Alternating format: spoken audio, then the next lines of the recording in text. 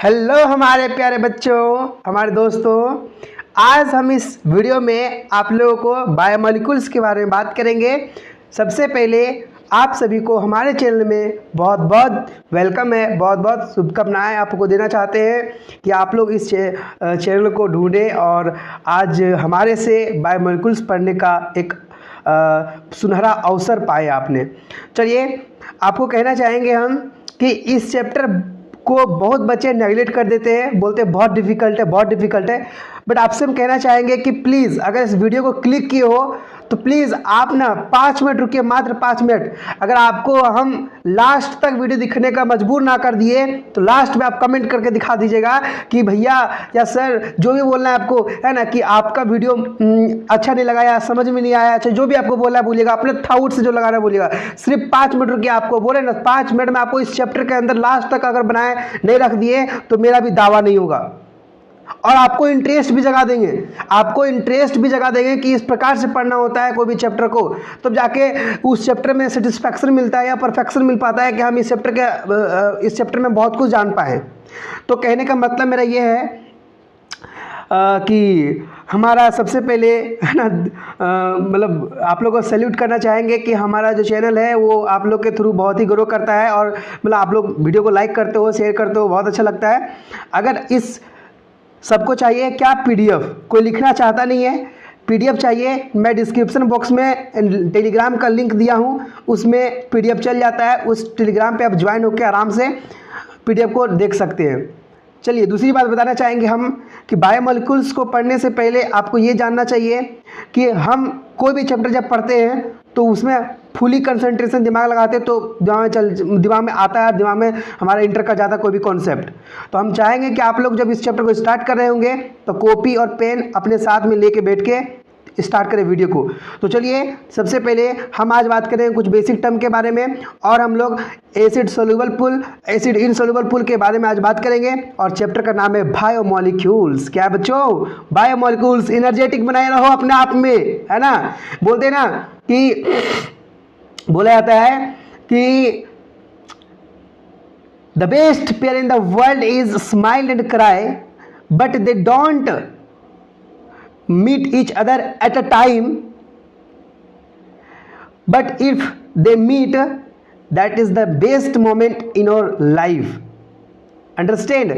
तो इसी, है ना, कुछ अच्छे मोटिवेशन शायरी से हम लोग आगे बढ़ते हैं और हम लोग पहला पेज पे जाते हैं बायोमोलिक्यूल्स का, जो सबसे पहले इतना बड़ा लंबा लिखा हुआ है। देखो भाइयों, मेरे बहनों, मेरा लाल, मेरा पापा का परी, मेरा जो भी है, मम्मी का दुलड़ुआ, जो भी हो, है ना। सबसे पहले बात करना चाहेंगे कि बायोमोलिक्यूल्स होता क्या चीज़ है और बायोमोलिक्यूल्स के बारे में बात क्यों किया गया। एक्चुअली अगर एक वर्ड में बोलेंगे ना तो biomolecules is nothing but it is organic compound. Organic, this is the organic. क्या बोलेगा? ऑर्गेनिक, है ना, ऑर्गेनिक। सिंपल सा, कुछ मत सोचो भाई मेरे, और सिंपल सा एक बात बोल दो, क्या कि this is the organic compound. बस पहला बात आपको यही बोलना है, this is the organic compound.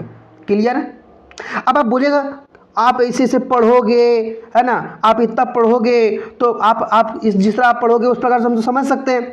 मेरे दोस्त, मेरे भाई, मेरे बहन, मेरे लाल, मेरा पौआ, जो भी तुम लोग हो, है ना, मेरा बच्चा, है ना, इसको हम इस प्रकार से नहीं बताएंगे, हम आपको बताएंगे अपने मेथड से।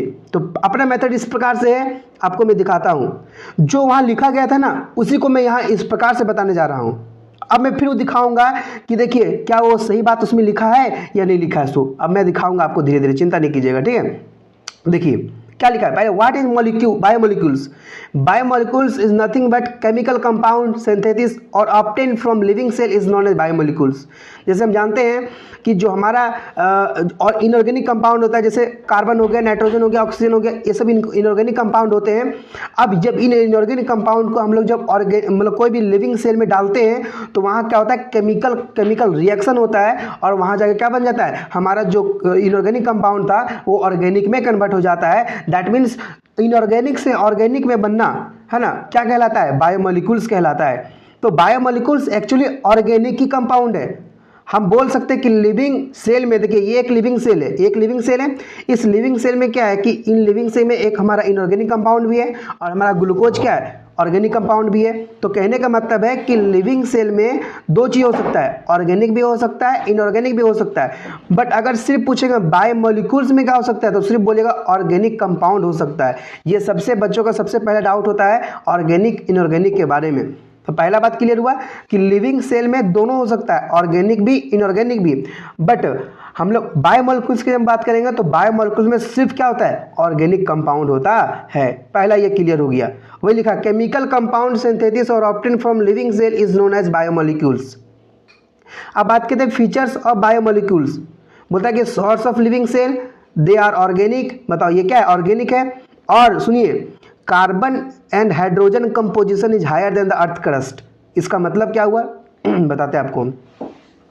जैसे बोला गया कि अर्थ क्रस्ट पे जितना हाइड्रोजन और कार्बन का होता है कंपोजिशन, उससे ज़्यादा ही किस में होता है, सेल में होता है, लिविंग सेल में। किसका, कार्बन और हाइड्रोजन का।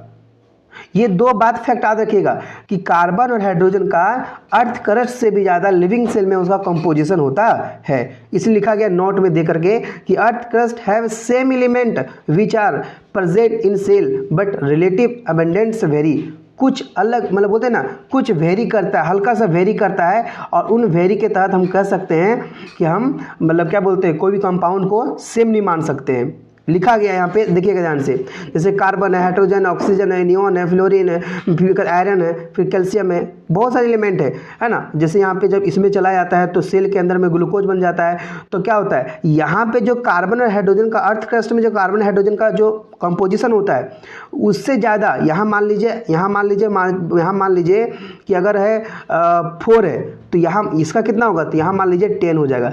मतलब सेल में अधिक होता है, सेल में अधिक। तो आप बोलिएगा कि आप वैल्यू कैसे बता सकते हैं, तो हम दिखाते हैं वैल्यू। देखिए वैल्यू, बताइए क्या आपको दिख रहा है ये चीज़, आपको क्या ये चीज़ दिख रहा है ना।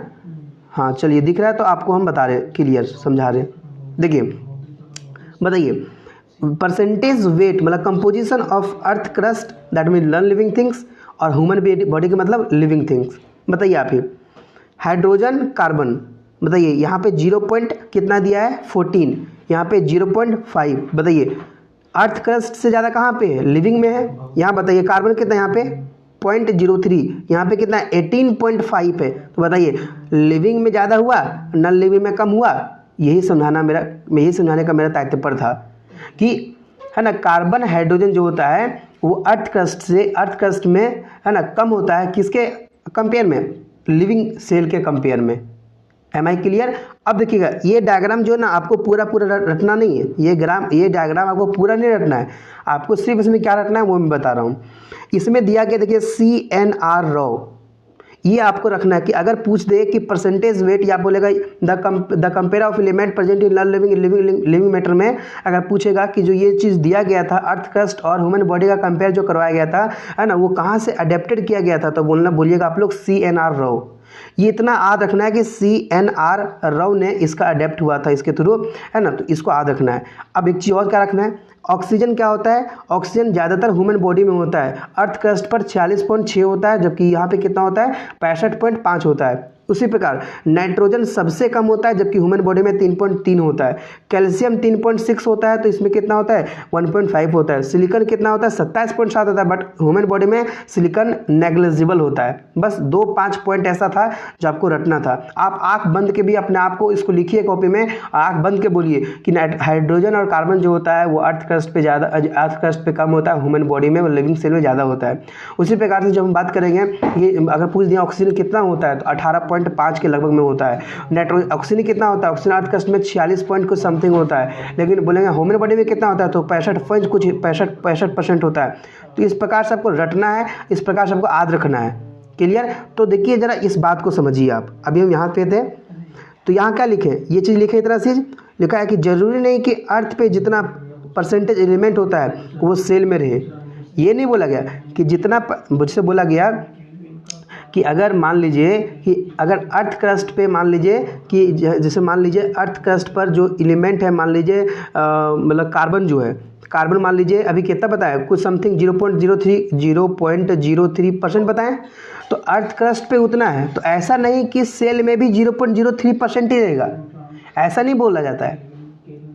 वहाँ बोल रहा है कि हो सकता है कि ये अगर अर्थ क्रस्ट पे 0.03% है तो सेल में इससे ज़्यादा होगा, जैसे 18 पॉइंट कुछ समथिंग होता है। तो समझ रहे हो मतलब क्या थिंकिंग बोला जा रहा है, क्या बोला है, समझाया जा रहा है। ये कहने का मेरा मीनिंग था। अब अगर आप इस चीज़ को पढ़ते हो तो आप आराम से समझ जाओगे। कैसे समझोगे दिखाता हूँ मैं आपको भी। देखिए क्या लिखा है, ऑल लिविंग, पहले क्या लिखा है, there is the wide diversity in living organism in our biosphere. बोला गया कि आपके बायोस्फीयर में बहुत सारा मतलब विविध तरह के मतलब जो लिविंग थिंग होते हैं वो देखा गया। आपका दिमाग में एक क्वेश्चन उठना चाहिए, लिखा है कि नाउ ये क्वेश्चन अराइज फ्रॉम माइंड, आपके माइंड में खोजना चाहिए क्या सारे लिविंग थिंग्स सेम केमिकल के बने होते हैं, मतलब दैट मीन्स सेम एलिमेंट और सेम कंपाउंड के बने होते हैं, ऐसा बोला गया। तो क्या आप सेम एलिमेंट के बने हो? नहीं। तो बोला गया कि आप इसको पढ़ चुके हैं, कहाँ पे, केमिस्ट्री में पढ़ चुके हैं, है ना, और परफॉर्म भी कर चुके हैं। बोला गया कि अगर हम लोग देखते हैं इफ वी परफॉर्म, है ना, plant tissue, animal tissue in microplate, obtain किया गया कि बहुत सारा कार्बन से क्या होते हैं, वो सेवरल से बने होते हैं। लेकिन जो बोला गया कि जिस प्रकार से लिविंग थिंग देखा गया उसी प्रकार से नॉन लिविंग को भी देखा गया, तो उसमें भी सिमिलर लिस्ट मिला, उसमें भी क्या मिला, उसमें भी एलिमेंट मिला। बट आप क्या डिफरेंस निकाल सकते हैं? तो बोला कोई डिफरेंस नहीं है। लिखा देखिए, in absolute term no such difference could be made out, इनमें कोई डिफरेंस देखा नहीं गया। लेकिन बोला गया कि all the element present in the sample of earth crust also present in the sample of living tissue. बोला गया जितना उसमें पाया जाएगा इसमें इतना, बट हल्का क्या रहेगा, रिलेटिव अबंडेंस रहेगा, कुछ कुछ अलग रहेगा, मतलब कुछ वैरी करेगा। जैसे क्या लिखा गया, ऑफ कार्बन एंड हाइड्रोजन, यहाँ लिखता है कि with respect to element of higher any living organism earth crust. नहीं समझे? तो कहने का मतलब ये मेरा हुआ कि आप लोग को कि हम जो भी एलिमेंट नॉन लिविंग थिंग में था और लिविंग थिंग में था, बोला गया कोई डिफरेंट नहीं है, उसमें भी एलिमेंट पाया जाता है, इसमें भी एलिमेंट पाया जाता है, लेकिन क्या होता है, हल्का सा डिफरेंस होता है ना बच्चों? ये बताना था मेरे को। अब ये पैराग्राफ हुआ ख़त्म, ये पैराग्राफ हो गया ख़त्म। अब पैराग्राफ आता है यहाँ पे, है ना, ये पैराग्राफ को ध्यान समझना है आपको।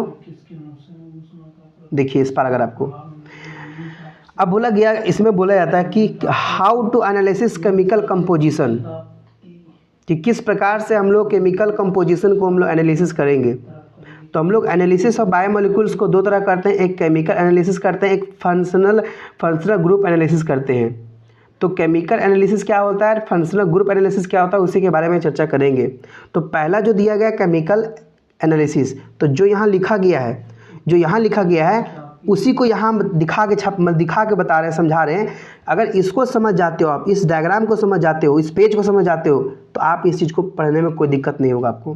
बोला गया कि आप सबसे पहले क्या कीजिए, एक लीवर पीस लीजिए, जिसको एनिमल टिश्यू का भी ले सकते हैं, है ना, एनिमल टिश्यू का जो लीवर पीस होता है, लीवर जो होता है ना, वो ले सकते हैं, या फिर वेजिटेबल का पीस ले सकते हैं।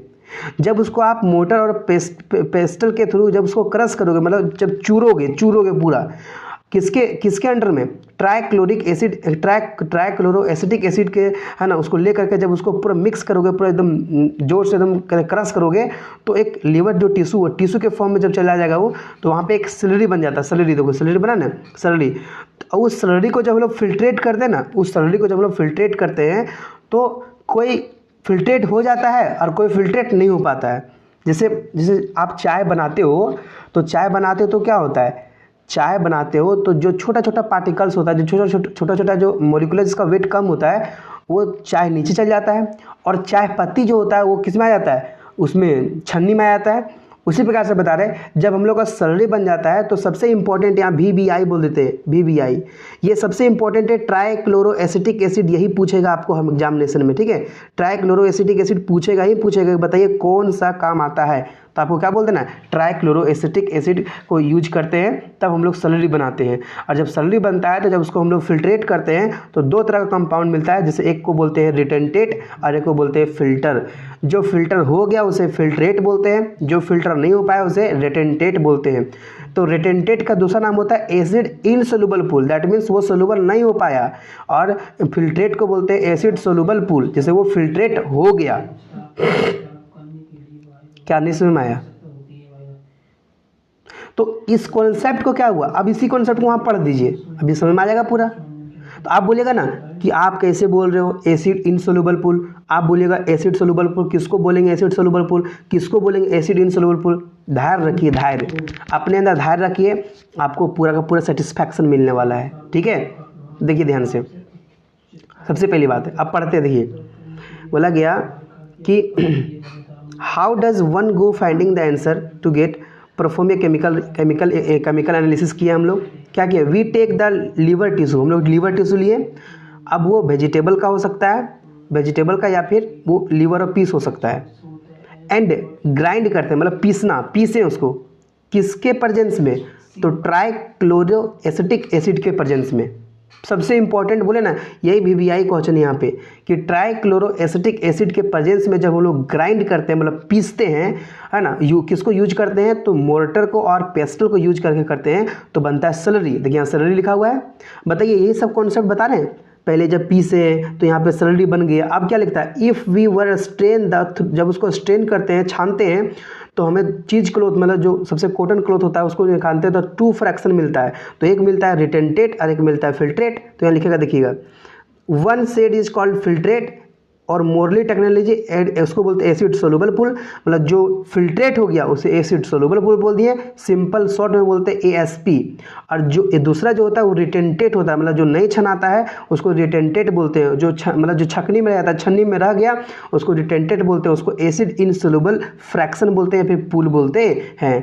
और लिखा गया साइंटिस्ट जो है thousand of organic compound in acidic soluble pool, बोला गया एसिड सोल्यूबल पूल का 1000 कंपाउंड खोज चुका है हमारे साइंटिस्ट लोग ने। तो आप बोलिएगा कहाँ हमको मिलेगा, कैसे मिलेगा, कहाँ से खोजेंगे, अगर क्वेश्चन आ जाएगा तो कैसे बनाएंगे, तब आपको मैं अगले PDF में लेके जाता हूँ। उससे पहले मैं आपको समझाने का प्रयास करूँगा कि हम एसिड सोल्यूबल पूल किस प्रकार समझेंगे और एसिड इनसोल्यूबल पूल किस प्रकार समझेंगे। तो ये कॉन्सेप्ट समझिए आप। देखिए मान लीजिए एक हमारा सेल है, और सेल के पास क्या होता है, सेल वाल होता है, सेल वाल के अंदर क्या होता है, सेल मेम्ब्रेन होता है। अब बताइए सेल वाल है तो सेल वाल के पास क्या होगा, बहुत सारा लंबा लंबा, मतलब क्या बोलते हैं, मतलब क्या बोलते हैं उसको, फाइबर्स होगा।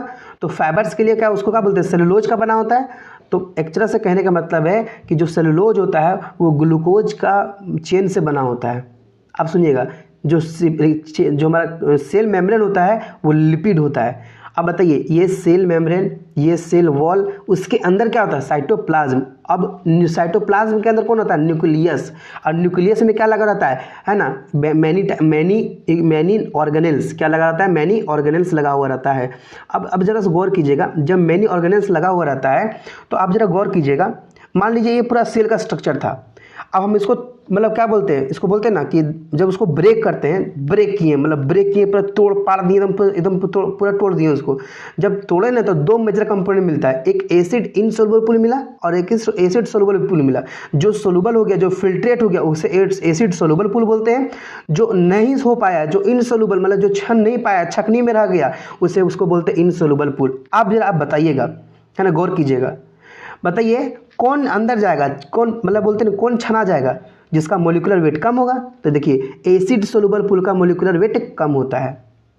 और एसिड इनसोल्यूबल क्यों नहीं छना पाया, क्योंकि इसका मोलिकुलर वेट क्या होता है, ज़्यादा होता है। तो हम कहना चाहेंगे कि इसका मोलिकुलर वेट क्या होता है, ज़्यादा होता है। अब जरा गौर कीजिएगा, सुनिएगा ध्यान से।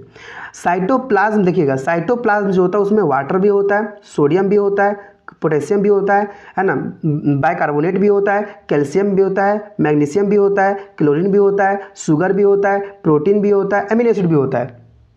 अब देखिए एमिनो एसिड का स्ट्रक्चर क्या है, सिंपल एक एमिनो एसिड मतलब छोटा सा पार्ट होता है, लेकिन एमिनो एसिड का जब चेन लेते हैं तो क्या बनता है, प्रोटीन। तो आप जरा बताइएगा कि एमिनो एसिड क्या है, एसिड इनसोल्यूबल पूल या एसिड सोल्यूबल पूल। जरा गौर कीजिए आप, वो छोटा पदार्थ मतलब छोटा चीज़ है, तो एसिड एमिनो एसिड क्या है, वो छोटा सा, एकदम छोटा सा है, वो क्या हो जाएगा, सोल्यूबल हो जाएगा। तो बताइए एमिनो एसिड यहाँ आ गया, लेकिन एमिनो एसिड से बना ही, एमिनो एसिड जो बना है वो बहुत सारे चेन से, तो वो बहुत लंबा है, बहुत चौड़ा है, बहुत लंबा है, बहुत चौड़ा है। प्रोटीन तो वो तो नहीं छना पाएगा, तो प्रोटीन कहाँ जाएगा, प्रोटीन हमारा एसिड इनसोल्यूबल पूल में आ जाएगा। तो कहने का मतलब क्या हुआ, कहने का मतलब मेरा ये हुआ, जैसे पहले लिखा है all component, that means all component of cell wall and cell membrane organelles. Organelles का, सेल वॉल का, सेल मेम्ब्रेन का जितने सारे कंपोनेंट होते हैं वो एसिड इनसोल्यूबल पूल में आते हैं, क्योंकि उसका मॉलिक्यूलर वेट क्या होता है, ज़्यादा होता है। और समथिंग बोले ना, कुछ समथिंग, सम साइटोप्लाज्म कंपोनेंट होते हैं, जैसे प्रोटीन हो गया, जैसे क्या हो गया, प्रोटीन हो गया। तो प्रोटीन कहाँ गया, प्रोटीन हमारा इसमें आ गया, समझे। तो मेनली प्रोटीन जो मेनली साइटोप्लाज्मिक जो कंपोनेंट होता है, जैसे सोडियम हो गया, वाटर हो गया, पोटेशियम हो गया, बाइकार्बोनेट हो गया, ये सब सारे कहाँ आते हैं, एसिड सोल्यूबल पूल में आते हैं, क्योंकि उसका मोलिकुलर वेट कम होता है। एम आई क्लियर, इसका मोलिकुलर वेट क्या होता है, कम होता है। लेकिन कुछ ऐसे होते हैं साइटोप्लाज्म, जैसे प्रोटीन हो गया, तो प्रोटीन एक्चुअली साइटोप्लाज्म में होता है। तो तुम बोलेगा कि एसिड सोल्यूबल पूल होना चाहिए प्रोटीन को, नहीं।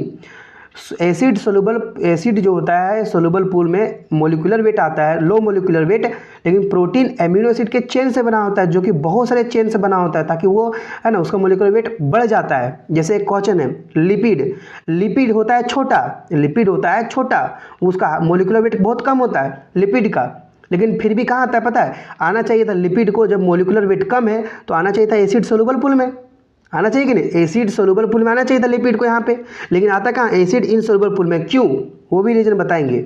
और किसी को पता है तो कमेंट बॉक्स में कमेंट कीजिए कि हमें मुझे पता था, और नहीं पता है तो लास्ट में बताएंगे हम कि लिपिड है ना, लिपिड का मोलिकुलर वेट कम होता है, होना चाहिए था तो एसिड सोल्यूबल पूल में, लेकिन फिर भी वो रहता है एसिड इनसोल्यूबल पूल में। ऐसा क्यों, व्हाट इज द रीजन, तो ये आपको लास्ट में बताएंगे, लास्ट तक बने रहिएगा, ठीक है दोस्तों। तो अब मैं ये समझ में आ गया कि एसिड सोल्यूबल, एसिड इनसोल्यूबल। अब इसको बताते हैं, इसका डिफरेंस बता देते हैं, तो आप आराम से लिख लीजिएगा डिफरेंस। देखिए जैसे डिफरेंस बता दिए, लीजिए डिफरेंस, अब आपको कोई दिक्कत ही नहीं होगा, आपको खोजना भी नहीं पड़ेगा, आप आराम से इसको पढ़िए, आप आराम से इसको लिखिए कॉपी में, देखिएगा कि आप इसको आपको रटते रटते आपको दिमाग में जब तक समझिएगा नहीं तब तक रटाएगा नहीं। तो समझना बहुत इंपॉर्टेंट है, पहली बात है। पहला बात, एसिड सोल्यूबल पूल लिख रहे हैं, एसिड इनसोल्यूबल पूल लिख रहे हैं। आप गौर कीजिएगा, एसिड सोल्यूबल पूल का जो सोल्यूबल बोला है, जो सोल्यूबल हो गया, जो चाय बोले छना गया था, नीचे चला गया, उसका मोलिकुलर वेट कम होता है, जबकि इसका मोलिकुलर हाई होता है। कम इनफिल्ट्रेट, कम इन रिटेंटेट। मेनली जो होता है वो cytoplasmic component, mainly cytoplasmic component, मतलब जैसे हो गया कैल्शियम हो गया, क्लोरीन हो गया, पोटेशियम हो गया, मतलब समथिंग ऐसा। इसमें मेनली होता है वॉल कंपोनेंट, लेकिन कुछ ऐसे साइटोप्लाज्मिक कंपोनेंट आते हैं जैसे हो गया प्रोटीन, तो इसमें आ जाता है। इसमें बोथ बायोमोलिकुल्स भी आता है प्लस में इनऑर्गेनिक भी आता है। जैसे बायोमोलिकुल्स में ऑर्गेनिक, बायोमोलिकुल्स का मतलब ही क्या बताए थे, ऑर्गेनिक, हम शुरुआत होते ही बताए थे, बायोमोलिकुल्स का मतलब ऑर्गेनिक पार्ट, ऑर्गेनिक कंपाउंड। तो इसमें एसिड सोल्यूबल पूल में ऑर्गेनिक भी आता है, इनऑर्गेनिक भी आता है। जैसे कैल्शियम के प्लस, पोटेशियम क्या है, इनऑर्गेनिक।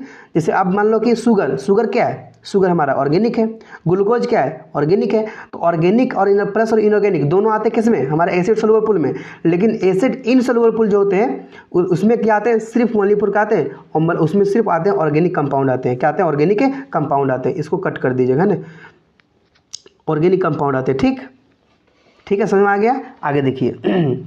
तो अब क्या क्या एग्जाम्पल है, तो पहला शुगर, दूसरा एमिनो एसिड, तीसरा न्यूक्लियोटाइड है ना, और चौथा न्यूक्लियोसाइड भी, और आयंस। तो बताइए ये दो, शुगर हो गया, एमिनो एसिड हो गया, न्यूक्लियोसाइड हो गया, न्यूक्लियोसाइड हो गया, ये सब सारे क्या हमारे ऑर्गेनिक है, जबकि आयंस क्या होते हैं, इनऑर्गेनिक होते हैं। तो बताइए एसिड सोल्यूबल में कौन कौन आया, ऑर्गेनिक प्लस इनऑर्गेनिक। अब आपको ये भी लर्न करना है कि शुगर में कौन कौन आते हैं, तो lactose, sucrose, ribose, glucose, fructose. Amino acid में कौन कौन आते हैं, लाइसिन, ग्लाइसिन, एलालीन। न्यूक्लियोसाइड में कौन आते हैं, एटीपी, जीसीटीपी, मतलब एडिनोसिन ट्राइफॉस्फेट, फिर गुआनोसिन ट्राइफॉस्फेट, फिर साइटोसिन ट्राइफॉस्फेट। न्यूक्लियोसाइड में क्या आते हैं, एडिनोसाइन आ गया। आयंस में क्या आते हैं, सोडियम प्लस, के प्लस, बाइकार्बोनेट है ना, पोटेशियम प्लस, क्लोरीन प्लस, मतलब क्लोरीन प्लस। ये सब समथिंग जो होते हैं वो किसमें आते हैं, एसिड सोल्यूबल पूल में आते हैं। जबकि एसिड इनसोल्यूबल पूल में कौन आते हैं, देखिए पहला पॉलीसैकेराइड। अब पॉलीसैकेराइड में कौन कौन आते हैं, तो पहला सेलुलोज, स्टार्च, काइटिन, फिर ग्लाइकोजेन। प्रोटीन में कौन आते हैं, rubisco enzyme, myosin, insulin. Nucleic acid में कौन होते हैं, आरएनए, डीएनए, टीआरएनए। लिपिड में कौन होते हैं, फॉस्फोलिपिड है ना। फिर न्यूक्लियोड में कौन होते हैं, न्यूक्लियोड भी क्या होते हैं, इनसोल्यूबल पूल में आते हैं। अब देखिए राइबोसोम छोटा होता है, राइबोसोम का मॉलिक्यूलर वेट छोटा होता है, उसका साइज छोटा होता है। आना चाहिए था एसिड सोल्यूबल पूल में, लेकिन आ गया कहाँ पे, राइबोज आ गया हमारा एसिड इनसोल्यूबल। क्यों, क्योंकि ये राइबोसोम जो होता है वो प्रोटीन प्लस आरएनए से बना होता है। तो प्रोटीन से बना है तो long long chain amino acid, तो ये उसका मॉलिक्यूलर बढ़ा देता है, इसलिए राइबोसोम भी इधर आ गया। और ऑल सेल ऑर्गेनेल्स, जितने ऑर्गेनेल्स होते हैं सब इधर आते हैं, जैसे माइटोकॉन्ड्रिया हो गया, प्लास्टिड हो गया, सब इसमें कहाँ आते हैं, उसमें आते हैं एसिड इनसोल्युबल पूल में। और ट्यूबिलिन भी हो गया, ट्यूबिलिन समझ में आया ना। तो ये सब सारे हमारे क्या थे, एसिड सोल्युबल पूल, और ये हमारे एसिड इनसोल्युबल पूल। एक बार हम क्लियर करना चाहेंगे आपके साथ में कि एसिड सोल्युबल पूल का मतलब होता है मॉलिक्यूलर वेट लो, एसिड इनसोल्युबल पूल का मतलब मॉलिक्यूलर वेट हाई। ये जो एसिड इनसोल्युबल रेटेंटेट में आता है, जबकि एसिड सोल्युबल पूल फिल्ट्रेट में आता है। Acid soluble pool mainly cytoplasmic component होता है ना, साइटोप्लाज्मिक। और इसमें एसिड इनसोल्युबल पूल में मेनली वॉल कंपोनेंट, जैसे सेल वॉल हो गया, सेल मेम्ब्रेन हो गया, ऑर्गेनेल्स हो गया, ये सब सारे होते हैं। लेकिन कुछ ऐसे होते हैं साइटोप्लाज्म जो कंपोनेंट होते हैं जो एसिड इनसोल्युबल, जैसे प्रोटीन हो गया।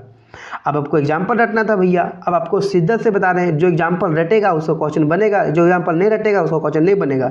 तो सबसे पहले 3 क्वेश्चन आपको देते हैं और इस 3 क्वेश्चन का हम आपको जवाब सुनना चाहेंगे। चलिए, सबसे पहला क्वेश्चन है कि विच कम इन ASP पूल, बताइए एसिड सोल्युबल पूल में कौन आएगा। आप उसको पीछे अगर रट लिए होंगे तो आप यहाँ आराम से आंसर दे दोगे, यहाँ रटे नहीं होंगे तो आप आंसर दे नहीं पाओगे, हमको पता है। बोलिए क्या आंसर होगा। पहला बात है एसिड सोल्युबल बोला गया था, आप राइबोसोम मत बोल दीजिएगा, राइबोसोम छोटा होता है लेकिन कहाँ रहता है, राइबोसोम छोटा होता है लेकिन वो एसिड इनसोल्युबल में होता है। क्यों, क्योंकि वो प्रोटीन प्लस RNA से बना होता है। ये आंसर नहीं होगा, सिर्फ क्या होगा, इनऑर्गेनिक कंपाउंड सोडियम प्लस होगा। आपको पता होगा तो आराम से इसको आप कमेंट बॉक्स में कमेंट कीजिएगा, पहला का आंसर क्या है 1। दूसरा का क्वेश्चन आप बना सकते हैं, देखिए विच इज नॉट बायोमोलिक्यूल्स। अब बताइए बायोमोलिक्यूल्स कौन नहीं होता है, बायोमोलिक्यूल्स इनऑर्गेनिक कंपाउंड नहीं होता है। तो इनऑर्गेनिक कंपाउंड कौन है यहाँ पे, Cl।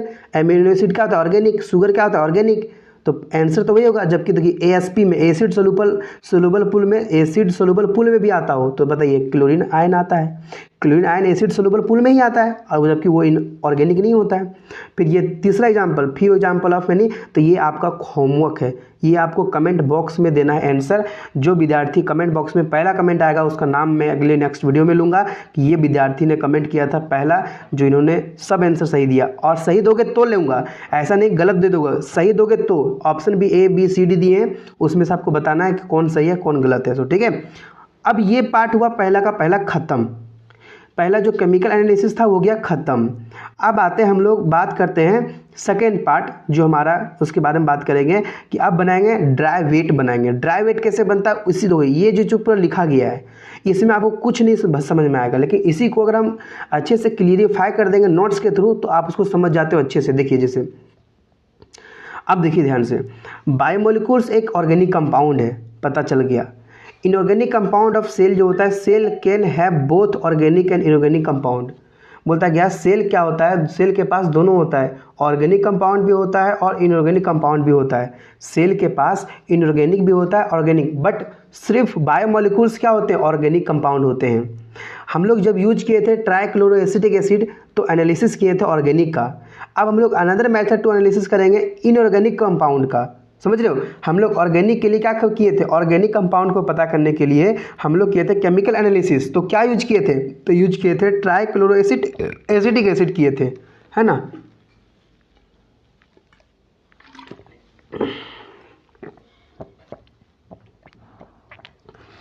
अब हम लोग इनऑर्गेनिक, देखिए अब बोल रहा है कि हम लोग इनऑर्गेनिक कंपाउंड का जब करते हैं तो कैसे पता करेंगे। तो इनऑर्गेनिक कंपाउंड को पता करने के लिए हम लोग एक पत्ता लेते हैं, फ्रेश वेट, जिसमें पानी भी हो, ऑर्गेनिक कंपाउंड भी हो, इनऑर्गेनिक कंपाउंड भी हो। जब हम लोग उसका इवोपरेशन कर देते हैं, पानी निकाल देते हैं, तो वो ड्राई वेट बन जाता है। मतलब ड्राई वेट का मतलब हो गया सूखा पत्ता बन गया, उसमें सिर्फ पानी निकल गया पूरा, तो सिर्फ ऑर्गेनिक पार्ट रह गया, इनऑर्गेनिक पार्ट रह गया। जब उसका कंबसन करते हैं, कंबसन जब करते हैं ना, तो वहाँ पे CO2 और H2O का फॉर्म होता है। तो सिर्फ क्या होता है, मतलब सिर्फ क्या बच जाता है, ऐश बन जाता है, राख बन जाता है। उस राख में सिर्फ इनऑर्गेनिक कंपाउंड बच जाता है।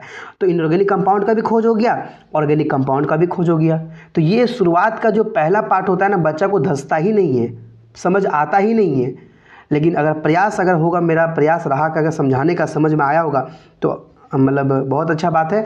अगर आया होगा तो कमेंट बॉक्स में ज़रूर कमेंट कीजिएगा कि मुझे आया। हम आगे और इस पार्ट 1 वीडियो ये हमारा है, पार्ट 2 भी लेकर आएंगे आपको, ठीक है। तो बताइए हम लोग ऑर्गेनिक के यूज, ऑर्गेनिक कंपाउंड का जब हम लोग पता किए तो कौन सा एनालिसिस किए, केमिकल एनालिसिस किए। जब हम लोग दूसरा ऑर्गेनिक का, तो उसमें क्या यूज किए थे, ट्राइक्लोरोएसिटिक एसिड यूज किए थे। लेकिन जब हम लोग इनऑर्गेनिक कंपाउंड का जब हम लोग फॉर्म किए तो वहाँ पे हम लोग क्या लिए थे, एक फ्रेश लीफ लिए थे जिसमें वाटर भी था, ऑर्गेनिक कंपाउंड भी था, इनऑर्गेनिक। तो लास्ट में क्या हुआ था, एस बच गया था, मतलब राख बच गया था, जो सिर्फ ऑर्गेनिक कंपाउंड, इनऑर्गेनिक कंपाउंड होता है। तो चलिए आपको 3 क्वेश्चन देते हैं, आपको बना के दिखाना है। Which is present in fresh weight. तो ये फ्रेश वेट में कौन कौन होते हैं, वाटर भी होते हैं, ऑर्गेनिक भी होते हैं, इनऑर्गेनिक भी होते हैं। तो क्लोरीन क्या है, इनऑर्गेनिक है। ग्लूकोज क्या है, ऑर्गेनिक है। वाटर पानी है, तो इसमें ऑल हो जाएगा answer. Which is present in ash weight not dry weight. Ash में कौन होता है, मतलब एस मतलब समझ रहे, राख में सिर्फ ऑर्गेनिक, इनऑर्गेनिक होते हैं। तो इनऑर्गेनिक में कौन होगा, खाली पोटेशियम। आपको थर्ड का आंसर आपको देना है, होमवर्क है ये थर्ड आपका। जो विद्यार्थी देगा सही देगा, मैं उसको बताऊंगा, अगले वीडियो में नाम लूंगा और बताऊंगा ये बच्चा बताया था, ये बच्चा शिद्दत से देखता है, शिद्दत से बताता है कि नहीं हमको समझ में आता है। चलिए अब हम एक क्वेश्चन किए थे, उसको समझना था आपको। देखिए हम बताए थे कि लिपिड का जो वेट होता है, मोलिकुलर वेट, वो बहुत कम होता है। देखिए लिखा है lipid is a small size. Lipid का स्मॉल साइज होता है, उसको फिल्ट्रेट हो जाना चाहिए था, लेकिन फिल्ट्रेट नहीं होता है। वो एसिड सोलुबल पूल में आना चाहिए था, लेकिन एसिड सोलुबल पूल में नहीं होता है, एसिड इनसोलुबल पूल में चल जाता है। ऐसा क्यों, तो आपको बता रहे हैं, सुनिएगा कि लिपिड के स्मॉल साइज होता है, जानते हैं। देखिए सबसे पहले जब कोई एक सेल लेते हैं तो मान लीजिए अगर लिपिड बाइलेट होता है, अगर एक लिपिड को उठा के देखते हैं, एक को उठाते हैं, तो phospholipid should come into ASP. आना चाहिए था कहाँ पे, एएसपी में, लेकिन आता कहाँ, एआईपी में, मतलब एसिड इनसोलुबल पूल में आता है। इसलिए आता है कि जब सेल का डिस्ट्रॉयड करते हैं ना, तो इसका ये जो ना एक एग्रीगेशन बनाता है, सारे लिपिड मिलके, सारे है ना, सारे मिलके एक एग्रीगेशन बना लेते हैं, मतलब इकट्ठा हो जाते हैं और मोलिकुलर वेट हाई कर लेते हैं। और जब मोलिकुलर वेट हाई कर लेते हैं तो बताइए क्या वो फिल्ट्रेट हो पाएंगे, नहीं हो पाएंगे। और जब नहीं हो पाएंगे तो इसका मतलब समझ में आ जाता है कि एसिड इनसोल्युबल पूल में आएंगे, एसिड इनसोल्युबल पूल में आएंगे। तो बताइए लिपिड एक स्मॉल साइज का है, लेकिन फिर भी वो एसिड इनसोल्युबल पूल में आता है। क्यों, क्योंकि वो एग्रीगेशन बना लेते हैं और अपना मोलिकुलर वेट बढ़ा लेते हैं, इस कारण से वो एसिड इनसोल्युबल पूल में चले जाते हैं। Am I clear. ये था आपका, यहाँ पार्ट दिखाते हैं आपको हम, ये पूरा पार्ट यहाँ से यहाँ का पार्ट पूरा खत्म कर दिए आपको। आप पढ़ सकते हैं, देखिए इधर क्या पढ़ा। देखिए आपको बोला गया एनालिटिक जब टेक्निक किए तो मोलिकुलर वेट फार्मूला पे किए थे, किसका मोलिकुलर वेट हाई है, किसका कम है। तो बताया all the carbon compound that we get from living tissue and called biomolecules. जितने लिविंग टिश्यू में बोला गया कि जो ऑर्गेनिक होते हैं उसको हम लोग बायोमोलिक्यूल्स बोलते हैं। बोला गया देखिए क्या living organism have also got inorganic है ना element and compound in them. बोला गया यहाँ से देखिए दिखाते हैं, जब हम लोग डिस्ट्रक्टिव मेथड की एक्सपेरिमेंट किए तो हम लोग क्या लेते हैं, हम लोग देखते हैं कि हम लोग एक वेट लिए, मतलब ड्राई वेट मिलता है, और यहाँ से हम लोग जब कंप्लीट किए तो एस मिल गया। देखिए एस मिला ना, एस मिल गया मतलब राख मिल गया। मतलब the earth contain inorganic element like calcium, magnesium, phosphate also seen in acid soluble pool. बताइए अब वो कहाँ आया था, एसिड सोल्युबल पूल में आया था। तो अगर एनसीईआरटी में 3 नाम दिया है, कौन सी, सल्फेट, फॉस्फेट, मतलब एक नाम दिया है क्या, एक और दिया है मैग्नीशियम, कैल्शियम, इतने याद कर लीजिएगा तो बन जाएगा आपका। आपको हिंट दिया है कि आपको ये एसिड सोल्युबल पूल अच्छे से करना है। अब बताइए अगर हम जो दिखाएं डिफरेंस जो दिखाए थे एसिड सोल्युबल पूल और एसिड सोल्युबल पूल में, अगर उसको आप लर्न कर लोगे तो बताइए कोई क्वेश्चन छूटेगा आपका, कभी नहीं छूटेगा। ठीक है, सारा एमसीक्यू बना के आइएगा आप, है ना। बस यही था, है ना, कॉन्सेप्ट क्लियर। अब आगे थोड़ा सा बच गया है, एक हमारा आता है, मैं आपको दिखाना चाहूँगा, है ना। एक ये पार्ट आता है, ये आता है प्राइमरी एंड सेकेंडरी मेटाबोलाइट्स। क्या आता है, प्राइमरी एंड सेकेंडरी मेटाबोलाइट्स। अगर थोड़ा फास्ट होगा तो कमेंट कीजिएगा कि भैया थोड़ा स्लो करके पढ़ाया कीजिए, है ना। थोड़ा सा हम बड़ी फास्ट बोल देते हैं इसीलिए, है ना, थोड़ा सा देख लीजिए। चलिए, है ना। तो प्राइमरी एंड सेकेंडरी मेटाबोलाइट्स क्या होता है, अब जरा गौर कीजिएगा। इतना पार्ट आपको पढ़ना पड़ेगा, सही बात है, इतना बात पढ़ना पड़ेगा। इसको इजी कैसे बनाया जाए, इजी बनाने के लिए चलिए बना लेते हैं इजी। मेरे पास सब ट्रिक है, लीजिए इजी बन गया, इजी बन गया। Primary metabolites and secondary metabolites क्या है, कुछ नहीं। Inside the cell chemical compound होता है, जैसे glucose, HCO3 minus, SO4 minus. Most of chemical compound is organic होते हैं, जिसको बायोमोलिक्यूल्स बोलते हैं। क्या बोल रहे हैं आप, सुनिए पहला क्वेश्चन, प्राइमरी मेटाबोलाइट्स क्या होता है।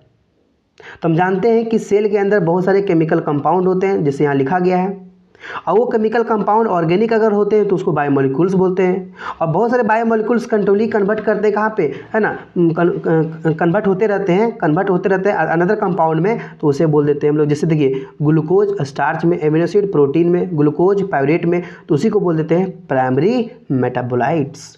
दैट मीन्स क्या हुआ, इसका क्या काम है वो मुझे पता चलता है, प्राइमरी मेटाबोलाइट्स का क्या काम है मुझे पता चल रहा है, लेकिन सेकेंडरी का पता नहीं चलता है। देखिए रोल इन आइडेंटिफिएबल, इसका रोल पता रहता है। ये ऑर्गेनिक कंपाउंड होते हैं, है ना, प्रेजेंट होते हैं एनिमल सेल में, प्लांट सेल में, प्लांट सेल में, फंगई में, बैक्टीरिया में, सब में प्रेजेंट होते हैं, क्लियर। और बोलता है इन्वॉल्व ये reactant and product main reaction में होते हैं, जैसे ग्लूकोज हो गया, एमिनो एसिड हो गया, प्रोटीन हो गया, न्यूक्लिक एसिड हो गया, सारे के सारे ऑर्गेनिक होते हैं। तो बोला गया प्राइमरी मेटाबोलाइट्स क्या है, तो प्राइमरी मेटाबोलाइट्स का सिंपल सा कहना था कि inside the cell chemical compound होते हैं, जैसे ग्लूकोज हो गया, फॉस्फेट हो गया, सल्फेट हो गया, है ना, उनमें केमिकल कंपाउंड होकर के जैसे ऑर्गेनिक बनते हैं तो उसे बायोमोलिक्यूल्स कहते हैं। और जब बायोमोलिक्यूल्स कंट्रोली कन्वर्ट होते हैं अनदर कंपाउंड में तो उसे हम लोग क्या बोलते हैं, मेटाबोलाइट्स बोलते हैं, प्राइमरी मेटाबोलाइट्स बोलते हैं। तो जब बायोमोलिक्यूल्स अनदर कंपाउंड में कंटिन्यूसली कन्वर्ट होते रहते हैं तो उसे मेटाबोलाइट्स कहते हैं। और प्राइमरी मेटाबोलाइट्स क्या होता है, सेकेंडरी मेटाबोलाइट्स क्या होता है, वो डिफरेंस यहाँ दिखाया गया है कि ये रोल इज आइडेंटिफिएबल, ऑर्गेनिक होते हैं, ये एनिमल सेल में होते हैं, प्लांट सेल में होते हैं, फंगई में होते हैं, इन्वॉल्व ये reactant and product in main reaction, जैसे glucose, amino acid, protein, nucleic acid. अब सेकेंडरी मेटाबोलाइट्स क्या है, प्रेजेंट होते हैं कहाँ पे, प्लांट में, फंगई में, मैक्रोब्स में। ये इसका रोल आइडेंटिफिएबल नहीं होता है, ये कहाँ जा रहा है, क्या करता है, नहीं करता है, क्या खाता है, क्या पीता है, क्या कहाँ जाता है, उसका पता नहीं है। They are the by product, वो प्राइमरी के बाद बनता है, बाय प्रोडक्ट बनता है। जैसे अभी कोई रिएक्शन लेंगे तो बोलते हैं बाय प्रोडक्ट, कुछ रिएक्शन बना तो बाय प्रोडक्ट बनता है ना। जैसे मोरफिन कब बनता है हमको पता चलता है, नहीं, है ना, कोई जीन पता चलता है, नहीं, निकोटीन पता चलता है, नहीं। तो अब जरा गौर कीजिएगा, तो प्राइमरी मेटाबोलाइट्स आपको पता चलता है कि ये चीज़ होगा, जैसे ग्लूकोज बन जाता है, आपको पता है ग्लूकोज, एमिनो एसिड से क्या बनता है, प्रोटीन। ये आपको पता है कि एमिनो एसिड के चेन से क्या बनते हैं, बहुत सारे एमिनो एसिड जोड़ देते हैं तो प्रोटीन बन जाता है। न्यूक्लिक एसिड क्या है, डीएनए, आरएनए सब पता है, लेकिन मॉर्फिन के बारे में तो देखिए अब एनसीईआरटी में क्या दे रखा है, देखिए ये चीज़ रटना था आपको, ये पिगमेंट और ये आपको secondary metabolites.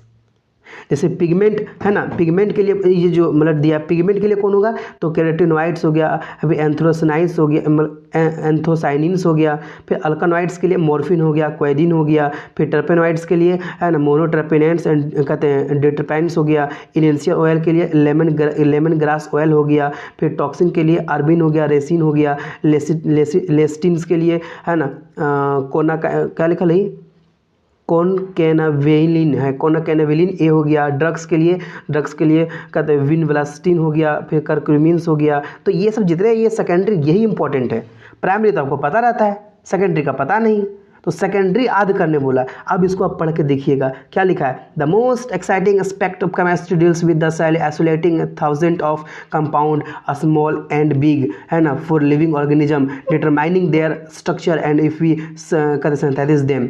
If one were to make a list biomolecule such a list would have thousand of organic compound including amino acid, sugar, another जैसे और है, और सारा जो बताया था आपको कि एमिनो एसिड हो गया, शुगर हो गया, फिर हमारा क्या बोलते हैं, हमारा एमिनो एसिड, शुगर हो गया, प्रोटीन हो गया। प्रोटीन क्या होते हैं, प्रोटीन एक्चुअली हमारे ऑर्गेनिक होते हैं ना। अब बोलता गया, जब देखो लिखा गया है कि for a reaction that given section we can call them biomolecules is metabolites. तो बायोमोलिक्यूल्स को ही क्या बोलते हैं, मेटाबोलाइट्स। क्यों, क्योंकि बायोमोलिक्यूल्स एक ऑर्गेनिक कंपाउंड है, और जब ऑर्गेनिक कंपाउंड कंटिन्यूसली कन्वर्ट होता है अनदर कंपाउंड में तो उसे मेटाबोलाइट्स कहते हैं। इन बोलता है वन नोटिस आपको करना, in animal tissue one notice the presence of such category compound soon.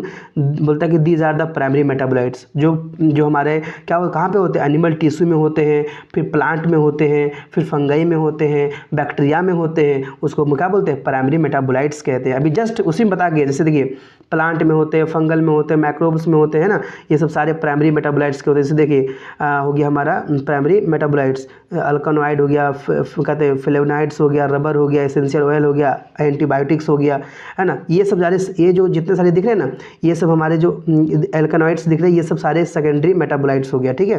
Primary तो पता चल गया आपको, ग्लूकोज हो गया, एमिनो एसिड हो गया, शुगर हो गया, ये सब सारे प्राइमरी होते हैं। सेकेंडरी में ये सारे सब जितने दिए इसको रटना है आपको, है ना। तो ये था कहानी पूरा। ये चीज़ आपको क्लियर समझ में आ गया। ये चीज़ सबसे पहले यहाँ तक रटना है आपको, देखिए यहाँ तक, ठीक है। जैसे रबर, ड्रग्स, स्पाइस, स्ट्रेंथ, है ना, पिगमेंट वगैरह जितना सारा दिया उतना रटना है। अगर आप इस चीज़ को रटते हो तो आपका पक्का है कि क्वेश्चन में आपका क्वेश्चन सारा का सारा बन जाएगा। अब एक लास्ट आता है क्लासिफिकेशन ऑफ बायोमोलिक्यूल्स। दो तरह के होते हैं, एक बायो मैक्रोमोलिक्यूल्स और वो बायो मैक्रोमोलिक्यूल्स। इसको समझना है आपको, ठीक है। इसको समझिए पहले। ये लास्ट पेज था आप लोग का, है ना। मैंने आपका 40 मिनट लिया और बहुत ज़्यादा ही थोड़ा कर दिया बायोमोलिक्यूल्स को अच्छा तरीक़ा से। कम मीन, अब देखिए बायो मैक्रो मतलब बड़ा मतलब कौन होगा, मोलिकुलर वेट इसका बड़ा तो एसिड इनसोल्युबल पूल में आएगा, जबकि जो छोटा होगा जिसका मोलिकुलर वेट कम होगा वो इसमें आएगा। अब देखिए मोलिकुलर वेट हाई होता है, इसका मोलिकुलर वेट लो होता है। इसका होता है कितना, मोर देन 800 डाल्टन होता है, और इसका कितना होता है 10 से 800 डाल्टन होता है। नॉर्मली ये कहते हैं पॉलीमेरिक होता है, जबकि ये पॉलीमेरिक सब्सटेंस नहीं होता। जैसे देखिए amino acid, sugar, nucleic acid, है ना, सोल्युबल पूल होते हैं ये सब। यहाँ देखिए polysaccharide, protein, nucleic acid, lipid, है ना, ये सब चीज़ हो गया। तो ये कहानी था पूरा का पूरा शुरुआत वाला पार्ट। जैसे अभी पढ़ना आपको क्या, अभी पढ़ना प्रोटीन पढ़ना है, कार्बोहाइड्रेट पढ़ना है, न्यूक्लिक एसिड पढ़ना है, लिपिड पढ़ना है, एंजाइम पढ़ना है, ये बहुत सारा टॉपिक है। I know this is the difficult chapter for all student, but now the Pawan ji classes is present here, so don't fear, है ना, एंड बिलीव इट सेल्फ कि हम कर सकते हैं। ओके बच्चों, तो चलिए हम लोग फिर मिलते हैं नेक्स्ट वीडियो में पार्ट 2 में। और जो क्वेश्चन दिया गया होमवर्क वो प्लीज़ उसे आप बनाइए, उसे बना करके कमेंट बॉक्स में कमेंट कीजिएगा क्या मुझे आया या नहीं। थैंक यू बच्चों, good night, best of luck for next video coming soon. Thank you.